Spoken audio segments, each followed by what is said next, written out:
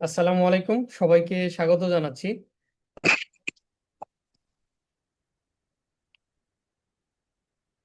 আশা করি আপনারা সবাই ভালো আছেন। আমাদের এই কোর্সে আগের কিছু পুরাতন মানুষ আছেন, তাদের জন্য এবার হচ্ছে আমার রিকোয়েস্ট, আপনারা একটু বেশি এবার সিরিয়াস হবেন, হ্যাঁ ইনশাল্লাহ, যেন এবার আপনাদের সাকসেস স্টোরি শুনতে পারি। তো আমরা আর লেট করব না, আজকের ক্লাসটা আমরা ইনশাল্লাহ শুরু করব। আচ্ছা, তো আজকের ক্লাসটা আসলে খুবই সহজ, যারা আপনারা একটু পার্সোনালি পড়েন, হ্যাঁ তাদের জন্য কিন্তু আসলে খুবই সহজ আজকের ক্লাসটা। কারণ আজকের টপিকসটা আপনারা দেখেছেন যে মানে কি বলে, ইন্ট্রোডাকশন, হ্যাঁ আমরা সিলেবাসটাই আপনাদেরকে একটু নিয়ে যাব। সো বেসিক্যালি আজকের হচ্ছে আম, যে ক্লাসটা, এই টপিকস গুলো আমরা কাভার করার চেষ্টা করব।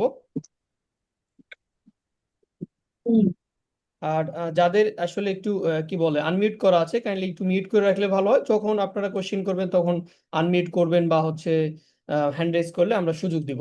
আচ্ছা, তো আমরা আজকে মূলত এই যে আমাদের যে কন্টেন্ট আছে, এই কন্টেন্ট থেকে যে যে জিনিসগুলো আলোচনা করব, ডেফিনেশন খুবই সহজ। আপনারা এটা হচ্ছে, আমরা গ্রাজুয়েশন করেছি, আমরা এটা সবাই জানি।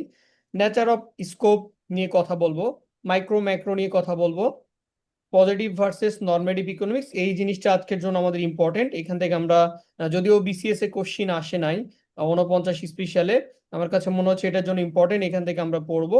বেসিক প্রবলেমটা ইম্পর্টেন্ট, এগুলো দেখবো। দেন আমরা প্রোডাকশন পসিবিলিটি ফ্রন্টের যে কোশ্চিন আসছিল, আবারও আসবে ইনশাল্লাহ এই জিনিসগুলো, এবং মার্কেট মেকানিজম তো অনেক বড় একটা টপিকস। এই জিনিসগুলো হচ্ছে আমরা আজকে কাভার করার চেষ্টা করবো ইনশাল্লাহ। ওকে, তো প্রথমে আমরা একটু সবাই জয়েন করতে করতে আমরা অল্প কয়েকটা 49তম বিসিএস এর একটু হচ্ছে কয়েকটা প্রশ্ন আমরা একটু সমাধান করি, হ্যাঁ।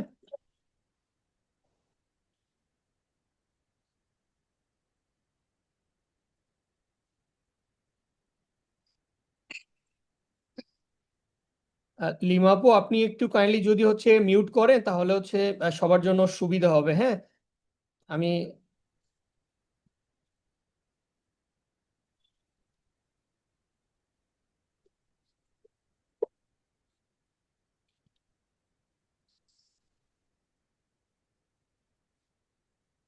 ওকে, থ্যাংক ইউ।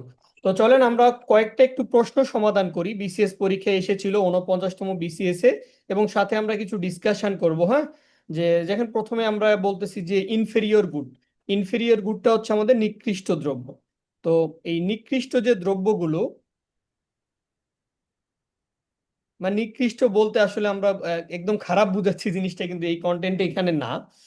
তো ইনফেরিয়র জিনিসগুলো কেমন, যে আপনার আয় যখন বেড়ে যাচ্ছে, হ্যাঁ আপনার ইনকাম হচ্ছে বেড়ে যাচ্ছে, আপনার ইনকাম যখন বাড়তেছে তখন এই জিনিসটার চাহিদা আপনার কমে যাচ্ছে, এই টাইপসের জিনিসগুলো কিন্তু তখন আর আপনার কাছে নর্মাল গুড নাই, সাধারণ যে দ্রব্য সেইটা নাই। যে নর্মাল গুডস বা সাধারণ দ্রব্য হলে কি বলতেন, সাধারণ দ্রব্য হলে বলতেন যে আপনার যখন আয় বাড়ছে, আপনার হচ্ছে চাহিদাও বেড়ে যাবে, যখন আয় বাড়ছে তখন চাহিদা বাড়বে, যদি এটা হতো তাহলে আমরা সাধারণ দ্রব্য বলতাম। আচ্ছা, এখানে যেহেতু এটা আমাদের বলছে যে ইনফেরিয়র, আমাদের যদি নিকৃষ্ট দ্রব্য হয় সেক্ষেত্রে কি হবে, তাহলে এখানে আমরা পেলাম যে পাশে যে আনসার তো দেওয়াই আছে দেখতেছেন, যদি আমাদের আয় বেড়ে যায় তাহলে আমাদের চাহিদা এটা কি হয়ে যাবে, কমে যাবে। যদি আমাদের ইনকাম বেড়ে যায়, চাহিদা যদি কমে যায়, এই ধরনের দ্রব্যগুলোকে আমরা বলি ইনফেরিয়র গুডস বা হচ্ছে নিকৃষ্ট দ্রব্য। যখন আমাদের ইনকাম বাড়তেছে তখন হচ্ছে আমরা এই এটাকে আমরা হচ্ছে ইনফেরিয়র গুড বলতেছি। তাহলে নর্মাল গুডটা আমরা পাশাপাশি এখানে আজকে একটু শিখে রাখি, যে নর্মাল গুডস বা সাধারণ দ্রব্য কোনগুলো, যখন আমাদের ইনকাম বাড়বে, আমাদের ইনকাম বাড়ার সাথে সাথে যদি আমাদের চাহিদাও বাড়ে, তাহলে সেটাকে আমরা বলবো কি, নর্মাল গুডস। এরপরে আমরা আসলে ভেবলেন গুডস বা হচ্ছে আরো যে ডিফারেন্ট টাইপস অফ গুড আছে, সিন গুড, সেগুলো নিয়ে আলোচনা করব। আচ্ছা, তাহলে আমরা আশা করি আমরা পরেরটায় যেতে পারি।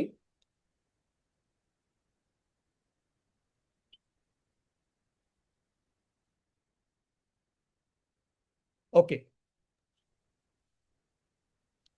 দেন দেখেন এখানে এই আজকের যদি হচ্ছে কিছু কিছু রেলিভেন্ট এখানে পাওয়া যাবে না আজকের এটার সাথে, না যেহেতু বিগত সালের কোশ্চিন। আচ্ছা, বলছে কোনটি ট্রান্সফার পেমেন্ট। দেখেন ট্রান্সফার পেমেন্ট বলতে এখানে আমাদেরকে বুঝাচ্ছে, আমরা যখন জিডিপি নিয়ে যখন আসলে ডিটেলস আলোচনা করব তখন আমরা জিনিসগুলো আরো ভালো করে দেখব, যে দেখেন চাকরি থেকে যে যেটা আপনি পান এটাকে বলে ইনসেনটিভ, তাই না? আমরা যারা জব করি, জব থেকে যে টাকাটা পাই সেটাকে আমরা বলি কি ইনসেনটিভ। তার মানে আমাকে একটা চাকরি থেকে বোনাস দেয়, এটা কিন্তু ট্রান্সফার পেমেন্ট না। চাকরি থেকে প্রাপ্ত আয় যেটা, সেটাকে আমরা নর্মালি স্যালারি বলতে পারি। ক্যাজুয়াল জব থেকে যদি আপনি আয় করেন সেটাকে আপনি ফ্রিল্যান্সিং টাইপ বলতে পারেন, বা আপনার এক্সট্রা ইনকাম বলতে পারেন, বা প্যাসিভ ইনকাম বলতে পারেন। ঠিক আছে, এক্সট্রা বা প্যাসিভ ইনকাম বলতে পারেন। তাহলে যেটা হচ্ছে বেকার ভাতা গভর্নমেন্ট দেয়, সেটাকে আমরা এক ধরনের ট্রান্সফার পেমেন্ট বলবো। বেকার ভাতা অথবা ধরেন বয়স্ক ভাতা যেগুলো আমরা বলি, বা প্রতিবন্ধী ভাতা, এই টাইপের জিনিসগুলোকে আমরা বলবো ট্রান্সফার পেমেন্ট। তো আমরা এই যে 49তম বিসিএস এর কয়েকটা কোশ্চিন সমাধান করে আজকের ক্লাসটাতে আমরা ইনশাল্লাহ ইন করব। সাথে আমার কাছে যতটুকু মনে হয় খুব সংক্ষিপ্ত ব্যাখ্যা সেটা বলার চেষ্টা করব। আচ্ছা, এটা যখন আমরা ম্যাক্রো ইকোনমিক্স পড়বো, যে সরকারের হচ্ছে নীতি মূলত দুইটা, তাই না? আমরা জানি হচ্ছে একটা রাজস্ব নীতি, আরেকটা আমরা বলি কি মুদ্রানীতি, বা ইংলিশে আমরা যদি বলি একটা হচ্ছে ফিসক্যাল পলিসি, একটা হচ্ছে ফিসক্যাল পলিসি, আর একটা হচ্ছে মনিটারি পলিসি। তো এই যে গভর্নমেন্ট যে বিভিন্ন রকম টুলস বা পলিসি নেয়, তো এখানে আমাদেরকে বলছে যে রাজস্ব নীতি কোন চলককে প্রভাবিত করে। তো আমরা এটাতে যাওয়ার আগে একটু বলি, তো গভর্নমেন্ট যে মানি সাপ্লাই করবে বা যে টাকা যে সাপ্লাই দিবে, এই টাকা সাপ্লাইয়ের জিনিসটা হচ্ছে আমাদের মুদ্রানীতি। এটা মূলত কি করে? বাংলাদেশ ব্যাংক বিবি নিয়ন্ত্রণ করে, বাংলাদেশ ব্যাংক। আর ফিসক্যাল পলিসি কোনটা? বাংলাদেশের গভর্নমেন্ট যে ট্যাক্স বা রেভিনিউ কালেকশন করবে, রেভিনিউ, এইটা হচ্ছে আমাদের রাজস্ব নীতি। এগুলো আমরা পরে যখন হচ্ছে ম্যাক্রো ইকোনমিক্স পড়বো তখন দেখবো। তাহলে আমাদের এই যে সরকারের রাজস্ব নীতি বলছে দেখেন, তো রাজস্ব নীতি আমরা এলএম এর কার্ভের একটু ব্যাখ্যা পূর্ণরূপটা আমরা আশা করি সবাই জানি। সেটা হচ্ছে লিকুইডিটি প্রিফারেন্স মানি সাপ্লাই, তাই না? এই যে আমরা আইএস কার্ভ এলএম কার্ভ পড়বো যখন, ইনভেস্টমেন্ট সেভিংস কার্ভ অথবা হচ্ছে লিকুইডিটি প্রিফারেন্স মনিটারি মানি সাপ্লাই কার্ভ যেটা। তো এই যে এখানে আমাদেরকে বলা হচ্ছে রাজস্ব নীতি, এইটা হচ্ছে কিসের উপর নির্ভর করে? তো এই রাজস্ব নীতিটা বলছে সামগ্রিক চাহিদা, আমাদের যে অ্যাগ্রিগেট ডিমান্ডের আমরা যে সমীকরণ যখন পড়বো, আপনারা জানেন যে Y equal to C plus I plus G plus NX. এটাকে আমরা অ্যাগ্রিগেট ডিমান্ড বা চাহিদা বা জিডিপির সংখ্যা যেটাই বলি। তাহলে এই যে আমরা যখন কনজাম্পশন বা আমাদের ভোগ, ইনভেস্টমেন্ট বা হচ্ছে আমাদের যে আহ, হ্যাঁ ইনভেস্টমেন্ট, দেন হচ্ছে আমাদের, আচ্ছা কেউ জয়েন আছে কিনা একটু দেখুন প্লিজ। ওকে, তাহলে আমরা যেটা বলতেছিলাম যে আমাদের এই যে কনজাম্পশন আমরা বলতেছি অথবা হচ্ছে আমাদের ইনভেস্টমেন্ট,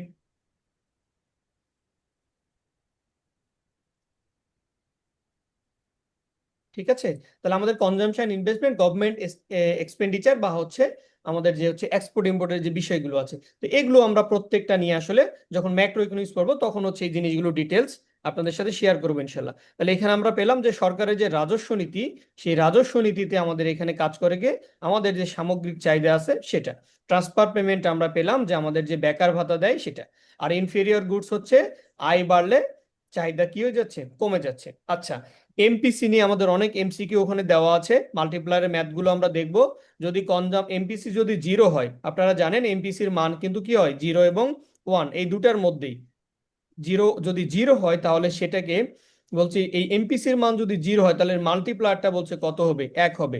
তো আমরা এমপিসি নিয়ে আলোচনা করব, মার্জিনাল প্রপেনসিটি টু কনজিউম বা মার্জিনাল প্রপেনসিটি টু সেভ। এই জিনিসগুলো, এই দুটা যে আমরা যোগ করে আবার ওয়ান হয়, এই জিনিসগুলো আমরা টোটাল আমরা পড়বো যখন হচ্ছে ম্যাক্রো ইকোনমিক্স দেখবো। আচ্ছা, ফিলিপস কার্ভ আপনারা জানেন, ফিলিপস কার্ভটা হচ্ছে কি ইনফ্লেশন এবং আনএমপ্লয়মেন্টের সাথে একটা সম্পর্ক দেখায়। আচ্ছা, এখানে ঘ নাম্বার আসে নাই, তাই না? আচ্ছা যাক, যেখানে যেহেতু আনসার যেহেতু আছে, এটা আমরা ধরেন নিম্নমুখী বলে দিলাম। হ্যাঁ, নিম্নমুখী, নিম্নমুখী বা হচ্ছে ডাউনওয়ার্ড। ওকে, তাহলে আমাদের যে ফিলিপস কার্ভ আমরা যখন পড়বো, এই ফিলিপস কার্ভটা আমাদেরকে ইনফ্লেশন এবং আনএমপ্লয়মেন্টের মধ্যে যে সম্পর্ক দেখায়, বলছে এই রেখাটার দীর্ঘমেয়াদ লং টার্মে, ঠিক আছে, এখানে কিন্তু শর্ট টার্ম বলে নাই, বলছে লং টার্মের ক্ষেত্রে কি হবে? দীর্ঘমেয়াদে এটা হচ্ছে ভার্টিক্যাল হবে। হ্যাঁ, যে আমরা যখন দীর্ঘমেয়াদে পড়বো বলছে এটা কি হয়ে যাবে, ভার্টিক্যাল একটা রেখা হবে। আচ্ছা, এখানে আবার বলছে রাজস্ব নীতির টুলস নয় কোনটা। তাহলে দেখেন গভর্নমেন্ট এক্সপেন্ডিচার, এটা আমরা যে ইকুয়েশন পড়লাম বা আমরা যে এই গভর্নমেন্টের যে রাজস্ব নীতি বলতেছিলাম, সেখানে কিন্তু ট্যাক্সও ছিল, একটু আগে আমরা বলতেছিলাম এক্সপেন্ডিচার বা রেভিনিউ, এবং ট্রান্সফার পেমেন্ট যেটা ছিল, আমরা ট্রান্সফার পেমেন্টের একটা টুল পড়তেছিলাম কি, যে যে বেকার ভাতা। দেখেন তার মানে বেকার ভাতা যখন দিবে তখনও কিন্তু এটা গভর্নমেন্টের একটা অ্যাক্টিভিটিস হচ্ছে। তাহলে এই ট্রান্সফার পেমেন্টটাও পড়তেছে, কিন্তু ব্যাংক রেট তো আসলে এখানে এটার সাথে রেলিভেন্ট না। কারণ এই ব্যাংক রেটটা তো হচ্ছে ডিপেন্ড করতেছে যে ইন্টারেস্ট, ব্যাংকের হচ্ছে ইন্টারেস্ট বা সুদ কিরকম হবে। হ্যাঁ, যে এখন ধরেন সাপোজ ব্যাংকে অলমোস্ট 14% ইন্টারেস্ট রেট, এটা হয়তো কিছুদিন আগে হচ্ছে ধরেন 8-9% ছিল। তাহলে হঠাৎ করে তারা কেন বাড়ালো, কি টুলস এটা নিল? তো এই যে ব্যাংক রেটের সাথে মূলত কিন্তু গভর্নমেন্টের রাজস্বের কোনো সম্পৃক্ততা মূলত নেই। এটার এদার অনেক লম্বা ডিসকাশন, সেটাতে আমরা না যাই, যে মানুষের হচ্ছে যাতে হচ্ছে যারা টাকা যাদের বেশি আছে লোন যেন বেশি না করে, এইখানে অনিশ্চয়তা মানে কি বলে তাদেরকে আহ, মানে মোটিভেট না করে তাদেরকে উল্টা হচ্ছে একটা হচ্ছে বলতে পারেন যে তাদের মানে যে লোন নেওয়ার রেট সেটা একটা কমানোর একটা পলিসি, এরকম অনেক কিছু চিন্তা করে, যেটা মূলত বাংলাদেশ ব্যাংক করে। হ্যাঁ, এটা। আচ্ছা, তো আমি জাস্ট একটু খুব সংক্ষিপ্ত ব্যাখ্যা বলতেছি, এগুলো আমরা ডিটেলস টপিকস অনুযায়ী যখন পড়বো তখন আমরা এই জিনিসগুলো ইনশাল্লাহ পাবো। আচ্ছা, তাহলে আমরা এখন একটা দেখি যে কিং ডিমান্ড কার্ভ। আমরা তো নর্মালি হয়তো গ্রাফে আছে কিছু দেখবো, যে আমরা জানি ডিমান্ড কার্ভ হচ্ছে আমাদের ডাউনওয়ার্ড। তাহলে এটা হঠাৎ করে হচ্ছে আমার কেন হচ্ছে এরকম মানে বাঁকা হয়ে যাচ্ছে, বা কিং কেন হচ্ছে, বক্ররেখা কেন হয়ে যাচ্ছে? তো এই বক্ররেখার হচ্ছে কারণটি কি, কোন কারণে এটা হচ্ছে বক্ররেখা হয়ে যাচ্ছে? তো এই কিঙ্ক রেখা বা রেখা যে ডিমান্ড কার্ভ হচ্ছে, এটা কি কোন বাজারে হচ্ছে? এটা আমরা জানি অলিগোপলি মার্কেটে হয়। এটা আমরা জাস্ট একটা মানে কি বলে মনে রাখার বিষয়, যে কিং ডিমান্ড কার্ভটা কিভাবে হবে, যে এরকম যদি একটু বাঁকা টাইপের হয়, হ্যাঁ, যে ডিমান্ড কার্ভ বাঁকা হয়ে যাচ্ছে, তাহলে সেটাকে আমরা কিঙ্ক বা বক্র চাহিদা রেখা বলি। এটা আমাদের অলিগোপলি মার্কেটে হবে।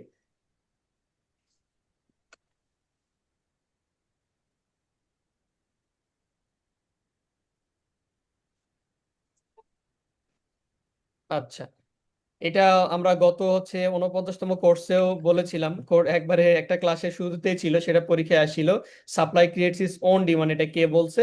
এটা হচ্ছে জেবি সেজ বলেছিলেন এই উক্তিটা। আচ্ছা, জিডিপি, তো জিডিপিটা আপনারা ভালো করে পড়বেন। হ্যাঁ, জিডিপি থেকে কোশ্চিন আসবে, জিডিপির পূর্ণরূপ থেকে শুরু করে। আমি একটু জাস্ট ছোট করে বলে দেই যে GDP is the market value of all final goods and service produce in a country within a year. তার মানে এইখানে যে যে লাইনগুলো বললাম প্রত্যেকটা গুরুত্বপূর্ণ। আমরা যখন বলতেছি GDP is the market value, তার মানে এর বাজার মূল্য আছে বা হচ্ছে মার্কেট ভ্যালু আছে। ঠিক আছে, জিডিপির মধ্যে এই মার্কেট ভ্যালু থাকবে। তারপরে বলতেছে আমরা all final goods and service, তার মানে এখানে আমরা যে জিনিসগুলো নিব শুধু ফাইনাল দ্রব্যগুলো নিব, যেগুলো আলটিমেট হচ্ছে আমরা কাউন্ট করতেছি। ইন্টারমিডিয়েট বা হচ্ছে আবার পুনরায় ব্যবহার হয় এই জিনিসগুলো আমরা নিব না। ইন্টারমিডিয়েট ইন্টারমিডিয়েট গুডস গুলো নিব না, আমরা নিব শুধু কি চূড়ান্ত দ্রব্য, যেগুলো কাউন্ট করা হচ্ছে, ডাবল কাউন্টিং হয়ে যাবে এমন নিব না। তারপরে এটা আমরা বলি একটা হচ্ছে জিওগ্রাফিক্যাল লোকেশনের মধ্যে হতে হবে, সেটা একটা বাজারের এলাকার মধ্যে হবে। সাথে এখানে দিয়ে দিতে পারে একটা সময়ের মধ্যে হতে পারে, যেমন আমরা বাংলাদেশে নর্মালি 1 বছর কাউন্ট করি, ইউএসএ তো ধরেন 3-4 মাসে কাউন্ট করে, কোনো কোনো দেশে 6 মাসে করতে পারে। কিছু কিছু দেশ আবার মানে একটা হচ্ছে সুখের মাধ্যমে হচ্ছে জিডিপি কাউন্ট করে, এটা খুবই রেয়ার, সম্ভবত নেপালে আছে।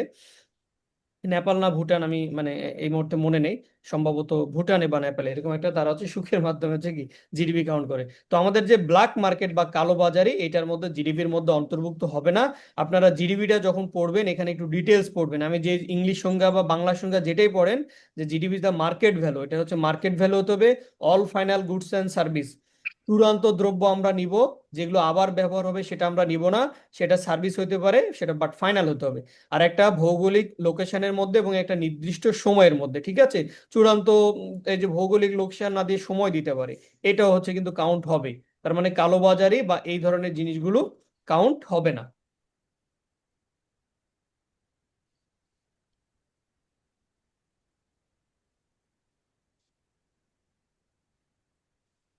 আচ্ছা,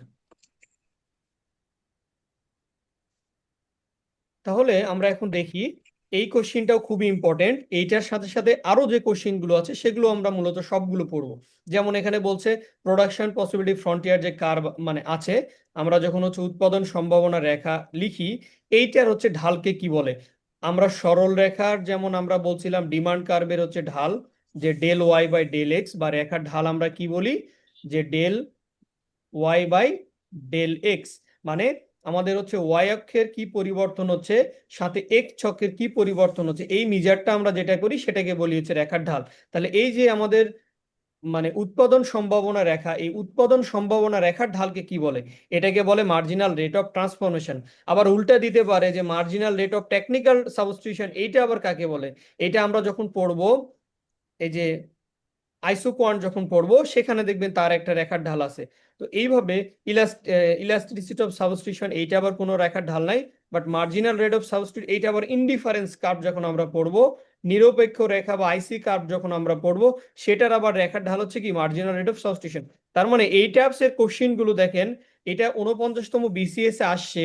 এইটা আমরা শুধু এইটা পড়বো না, এটার সাথে রেলিভেন্ট করে তাহলে দেখেন এইটা আবার দিয়ে দিতে পারে যে marginal rate of technical substrate ball MRTS, এইটা কার রেখার ঢাল। আবার বলতে পারে যে পরীক্ষায় আসতে পারে এমআরএস, এমআরএস এইটা আবার কার রেখার ঢাল। তার মানে আমরা এমআরএস কার রেখার ঢাল সেটাও জানবো, এমআরটিএস কার রেখার ঢাল সেটাও জানবো। আর এটা তো অলরেডি পরীক্ষায় আসছে যে marginal rate of technical substitute, marginal rate of transformation MRT, MRT এটা হচ্ছে উৎপাদন সম্ভাবনা রেখার। বাট আমরা সাথে সাথে এমআরটিএস যেটা আইসোকোয়ান্ট সেটাও জানবো, এবং ইনডিফারেন্স কার্ভের যে রেখার ঢাল এমআরএস সেটাও জানবো। এই টাইপস এর কোশ্চিন গুলো ভালো করে দেখবেন। জিডিপি এটা হচ্ছে নিবন্ধন পরীক্ষার জন্য, এনটিআরসির জন্য ইম্পর্টেন্ট। ঠিক আছে, এনটিআরসি এর পরীক্ষার জন্য ইম্পর্টেন্ট। তারপরে এই টাইপের যে কোশ্চিন গুলো রেখার ঢাল সেটা হচ্ছে আমাদের জন্য ইম্পর্টেন্ট। সো এই জিনিসগুলো আমরা ভালো করে অবশ্যই পড়ে নিব।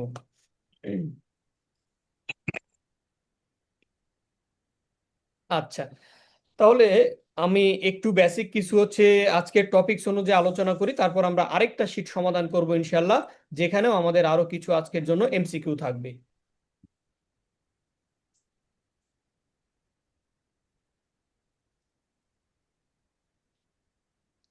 তো এগুলো আমরা আসলে খুব বেশি সময় নিব না। যে অর্থনীতির সংজ্ঞা কি এটা আমাদের দিলে আমরা সবাই পারবো, এটা নিয়ে আমাদের কোনো ঝামেলা নাই। যে economics is study of how society manages it's resource, যে আমাদের হচ্ছে এটা একটা সামাজিক বিজ্ঞান, এবং আমরা আমাদের যে সীমিত সম্পদ আছে এই সীমিত সম্পদ ব্যবহার করে আমাদের যে অসীম অভাব সেটা আমরা কিভাবে ফিল আপ করবো। এবং আমাদের গত কোর্সের একটা ছোট 22 মিনিটের ইন্ট্রো ভিডিও একটা ইউটিউবে ফ্রি আছে, সেটা লিংক আমি গ্রুপে দিয়ে দিব, বা আপনারা যারা আমার চ্যানেলটাতে পরিচিত তারা হচ্ছে আপনারা এই হচ্ছে ইয়াটা দেখে নেবেন। হ্যাঁ, যে ভিডিওটা একটু দেখে নেবেন, সেটা কাজে লাগবে। আর যদি মাঝে মাঝে এই নাম্বারে প্রবলেম দেখেন, কাইন্ডলি একটু এই নাম্বারে হোয়াটসঅ্যাপ করবেন, 01714067868।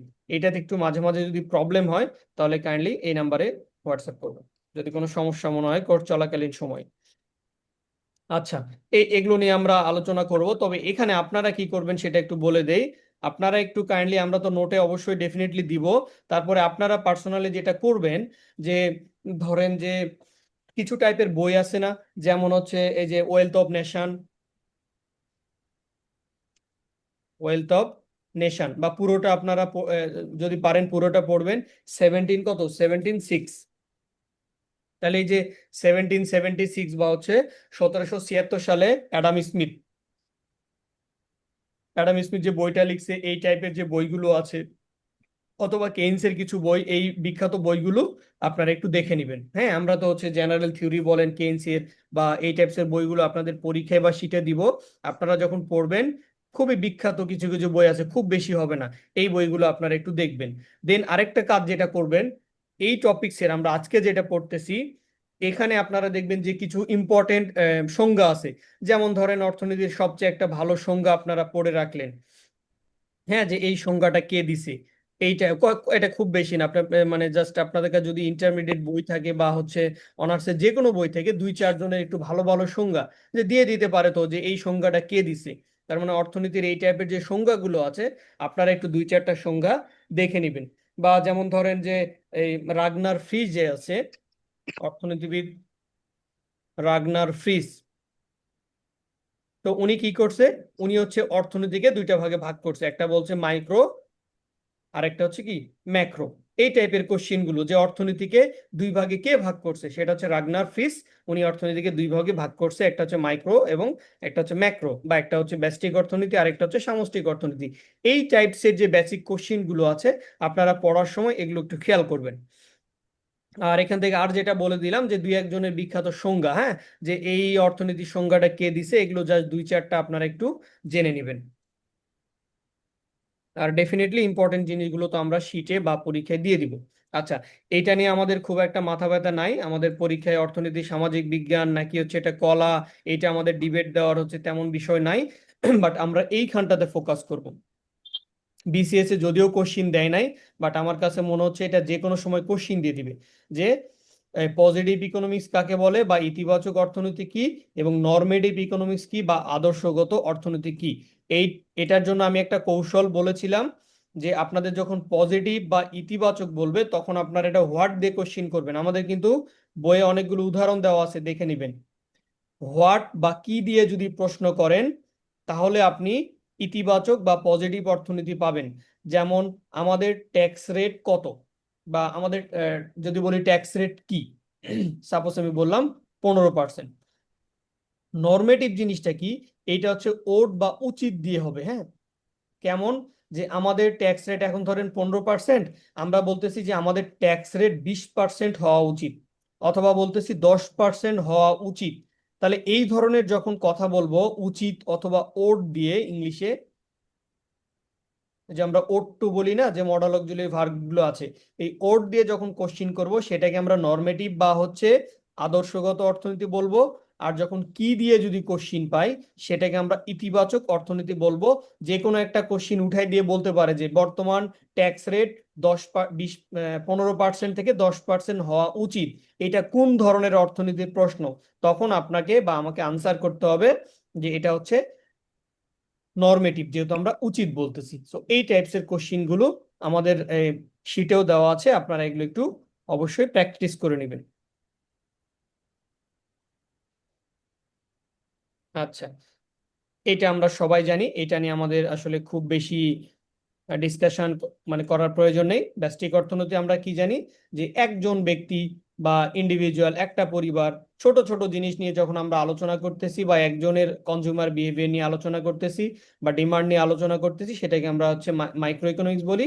আর ম্যাক্রো ইকোনমিক্স কি বলি, যখন এই সকল ব্যক্তিগুলো নিয়ে আলোচনা করি, যখন আমরা আমাদের ন্যাশনাল ইনকাম অথবা আমাদের এমপ্লয়মেন্ট অথবা আমাদের ইনফ্লেশন অথবা ইকোনমিক গ্রোথ নিয়ে কথা বলতেছি, সেটাকে আমরা বলি কি ম্যাক্রো ইকোনমিক্স। নর্মালি আমরা যদি বলি একটা হাতি, তাহলে এই পুরো হাতিটা হচ্ছে আমাদের সামষ্টিক অর্থনীতি। আর যদি আমরা হাতির হচ্ছে একটা ধরেন আম, লেজ নিয়ে আলোচনা করতেছি, যে হাতির লেজটা, তখন এটাকে আমরা বলতেছি কি ব্যষ্টিক অর্থনীতি। এরপরে হাতির হাত পা মাথা সব কিছু যখন আমরা একসাথে বলি সেটাকে আমরা বলি কি সামষ্টিক। So micro economics all about scarcity, এটা আপনারা মনে রাখবেন। Micro economics is all about scarcity. আমাদের যে দুষ্প্রাপ্যতা আছে, দুষ্প্রাপ্যতা যে আমাদের আছে, এই দুষ্প্রাপ্যতার জন্যই তো আমাদের মাইক্রো ইকোনমিক্স বা হচ্ছে পুরো অর্থনীতি আসলে আলোচনা করার প্রয়োজন হচ্ছে। আমাদের যদি অসীম মানে সম্পদ থাকতো তাহলে আমাদের এটা আলোচনা করার দরকার হতো না। আচ্ছা, এরপরে আমরা কিছু কিছু সিলেক্টেড কোশ্চিন, জাস্ট সিলেবাস এটা খুব একটা ফোকাস করা নেই, তারপর আমরা কিছু অল্প কিছু কোশ্চিন ইন্টারন্যাশনাল ট্রেড বা ডেভেলপমেন্ট ইকোনমিক্স থেকে। ডেভেলপমেন্ট ইকোনমিক্সে বিশেষ করে ধরেন যে আমরা যদি অমর্ত্য সেনের কথা বলি, হ্যাঁ, যেহেতু হচ্ছে নোবেল লরেট, ওনার যে বইগুলো আছে যেমন পোভার্টি অ্যান্ড ফ্যামিন, এই টাইপসের যে বইগুলো আছে, হ্যাঁ, এই জিনিস দুই চারটা আমরা একটু এগুলো থেকে পড়বো। আর ইন্টারন্যাশনাল ট্রেডের জাস্ট কিছু কিছু থিওরি, কম্পারেটিভ অ্যাডভান্টেজ বা এই টাইপসের জিনিসগুলো আমরা একটু বেসিক আপনাদের কি বলে নোটে দিয়ে দিব ইনশাল্লাহ। তো এই সংজ্ঞাগুলো আমাদের আসলে খুব একটা প্রয়োজন নেই, আমরা এখানে একটু ফোকাস করব যে ইতিবাচক এবং নেতিবাচক অর্থনীতির এখানে। আচ্ছা, তাহলে দেখেন একটু আগে আমরা বলতেছিলাম যে আমরা যদি কেন অথবা কি অথবা কিভাবে, এই টাইপসের কোশ্চিনগুলো দিয়ে যে জিনিসটা পাবো সেটাকে আমরা বলি পজিটিভ ইকোনমিক্স বা হচ্ছে ইতিবাচক অর্থনীতি। যেমন এই যে এখানে একটা উদাহরণ আছে দেখেন, যে সরকার যদি কর বাড়ায় তাহলে মুদ্রাস্ফীতি বাড়বে। এই উক্তিটি সঠিক বা ভুল হতে পারে, কিন্তু বাস্তবে আমরা যে জিনিসটা দেখতেছি এটা উচিত দিয়ে কিন্তু মানে কোশ্চিন করে নাই, বলছে সরকার যদি কর বাড়ায়, আমরা বলছিলাম কি দিয়ে কোশ্চিন করতে পারি, কি বাড়াবে, ট্যাক্স বাড়াবে। তো গভর্নমেন্ট যদি ট্যাক্স বাড়ায় তাহলে বলছে মুদ্রাস্ফীতি বা ইনফ্লেশন বাড়বে। এটা আমরা জাস্ট বলতেছি। তাহলে যে কি দিয়ে যদি আমরা উত্তর পাই, এখানে যেহেতু উচিত নাই, তাহলে আমরা এটাকে বলবো যে এটা আমাদের ইতিবাচক অর্থনীতি, এটা আমাদের ইতিবাচক বা হচ্ছে পজিটিভ ইকোনমিক্স। তো এই জিনিসগুলো আমরা একটু প্র্যাকটিস করবো, এই ধরনের বিভিন্ন কোশ্চিন গুলো আমরা একটু দেখব যে ইতিবাচক অর্থনীতির কি কি উদাহরণ হতে পারে। আর আদর্শিকতাকে আমরা কি বললাম, যে কি হওয়া উচিত, দেখেন কি হওয়া উচিত, আমরা বললাম উচিত দিয়ে যদি কোশ্চিন করি, এটাই যদি বলি সরকারের কর বাড়ানো কি উচিত, অথবা সরকারের কর বাড়ানো কি উচিত নয়, এই টাইপসের যে কোশ্চিন গুলো যদি আমরা বলি উচিত দিয়ে, তাহলে সেটাকে আমরা বলবো নরমেটিভ বা হচ্ছে আদর্শগত অর্থনীতি। আপনারা অবশ্যই পজিটিভ এবং নরমেটিভস এর বিভিন্ন কোশ্চিন গুলো আলোচনা করবেন। এটা একবারে টেবিল যে মানে মুখস্থ করতে হবে এমন না।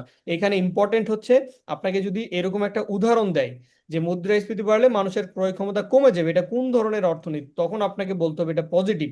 কারণ মুদ্রাস্ফীতি বাড়লে, আমরা যদি বলি কি বাড়লে, তাহলে আমরা আনসার পাচ্ছি মুদ্রাস্ফীতি বাড়লে। আর সরকারের উচিত, এই যে উচিত তো ডিরেক্টলি আছে, যে সরকারের উচিত মুদ্রাস্ফীতি নিয়ন্ত্রণ করা, তাহলে সেটাকে আমরা বলতেছি কি আদর্শগত অর্থনীতি। এইখানে কি কি আছে বস্তুনিষ্ঠ, এগুলো এত আপনার ইম্পর্টেন্ট না। ইম্পর্টেন্ট হচ্ছে আপনি এই প্রশ্নটা যদি দিয়ে বলে যে এটা কি ইতিবাচক নাকি আদর্শিক, এইটা আপনি বুঝতে পারতেছেন কা, এইটা হচ্ছে এখানকার important fact.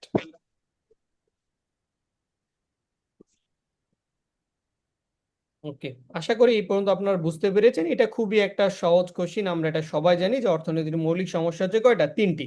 What to produce, তারপরে আমরা বলি যে হাউ টু প্রডিউস, এরপরে বলি for hmm to produce, for home. তার মানে আমরা যে দ্রব্যটা করব, যেহেতু আমাদের সম্পদ সীমিত, তার মানে আমরা কি তৈরি করব সেটা আমরা সিদ্ধান্ত নেই। আমরা খাদ্য করব নাকি ক্লথ করব, তারপরে এটা আমরা কার জন্য করব, এটাকে আমরা রিচ পিপলের জন্য করব না পোর পিপলের জন্য করব, সরি, এটা হচ্ছে এটার জন্য হবে রিচ পিপল নাকি পোর পিপল। আর এইখানে আমরা বলবো যে এটাকে আমরা ক্যাপিটাল ইন্টেন্সিভ করব নাকি লেবার ইন্টেন্সিভ, মানে আমরা ক্যাপিটাল বেশি ব্যবহার করব নাকি লেবার বেশি ব্যবহার করব। এই হচ্ছে আমাদের অর্থনীতির মৌলিক যে সমস্যা সেটা। আচ্ছা, উৎপাদন সম্ভাবনা সূচি এবং উৎপাদন সম্ভাবনা রেখার মধ্যে অবশ্যই গোলাবেন না। হ্যাঁ, এটা একটু খেয়াল রাখবেন যে সূচি হচ্ছে কোনটা, এই যে আমাদের যখন টেবিল দেওয়া আছে এই টেবিলটা হচ্ছে আমাদের সূচি, আর এই টেবিল থেকে যখন আমরা চিত্র আঁকবো সেটা হচ্ছে আমাদের উৎপাদন সম্ভাবনা রেখা। সো এগুলো জাস্ট রিডিং পড়া, আপনারা একটু দেখে নেবেন। এবং সীমাবদ্ধতার কারণে আমরা উৎপাদন সম্ভাবনা রেখায় কি মাত্র দুইটা জিনিস নিয়ে মূলত কি বলে ডিসকাশন করি। এই বিন্দুটাকে আমরা এখন অর্জন করতে পারতেছি না, এটাতে করলে আমাদের অপচয় হবে।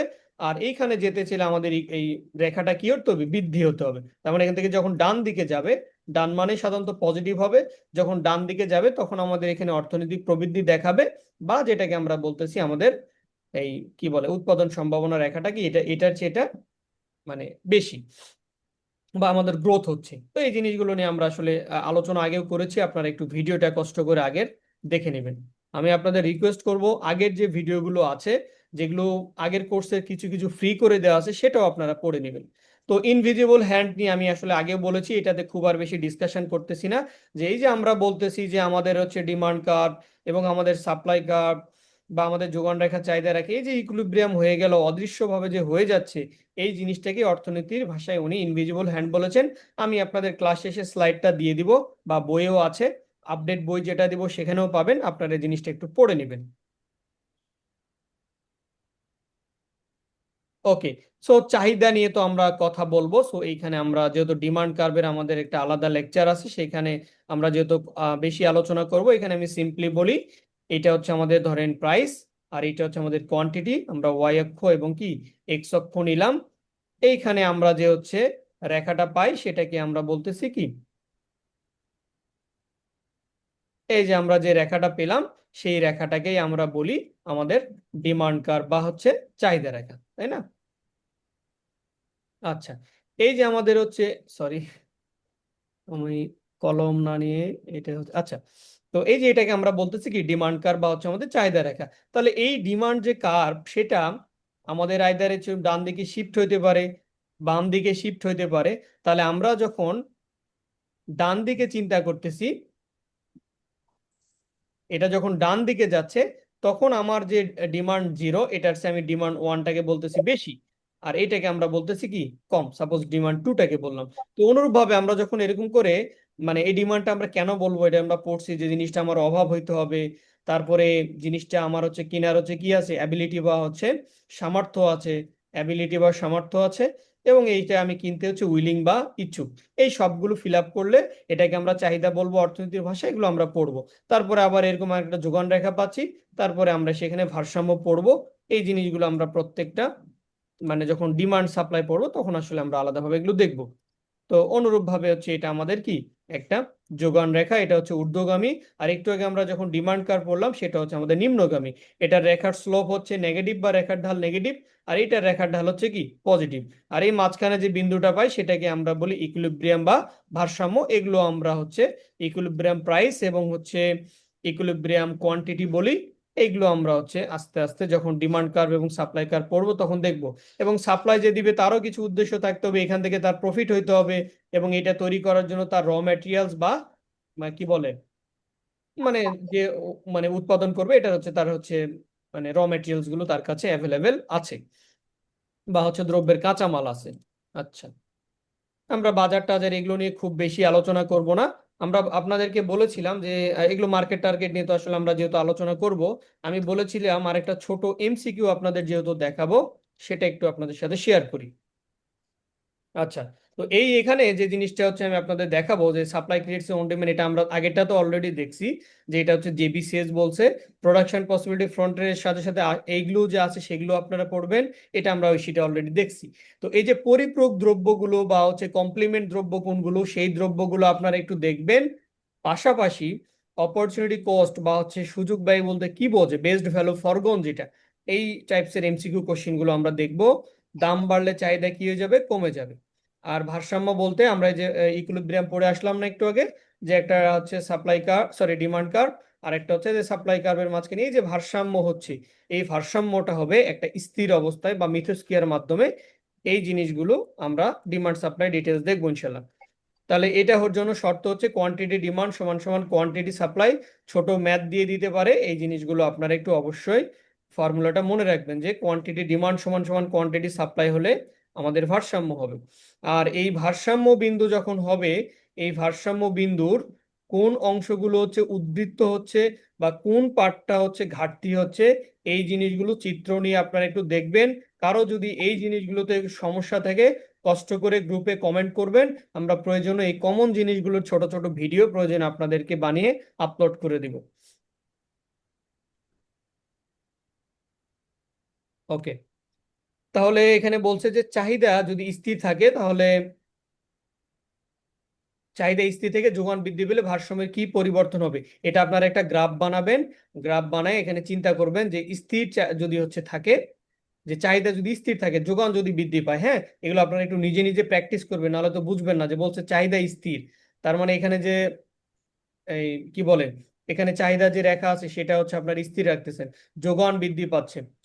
সরি, এই যে ডিমান্ড কার্ভ সাপ্লাই নিলাম তো, তো বলছে চাহিদা রেখা আমাদের যেটা, সেই চাহিদা রেখা দেখেন বলছে স্থির থাকতেছে, এটা হচ্ছে একদম ফিক্সড। বাট বলছে যোগান রেখা বৃদ্ধি করবেন, এখন বৃদ্ধি করবেন মানে কি ডান দিকে আসবে। তো ডান দিকে আসলে এটার মেকানিজমটা কি হবে, এইটা আমাদেরকে দেখতে বলছে। সো যারা ক্লাসে পরে জয়েন করছেন সমস্যা নাই, ক্লাসটা ইনশাল্লাহ রেকর্ড পাবেন। আচ্ছা,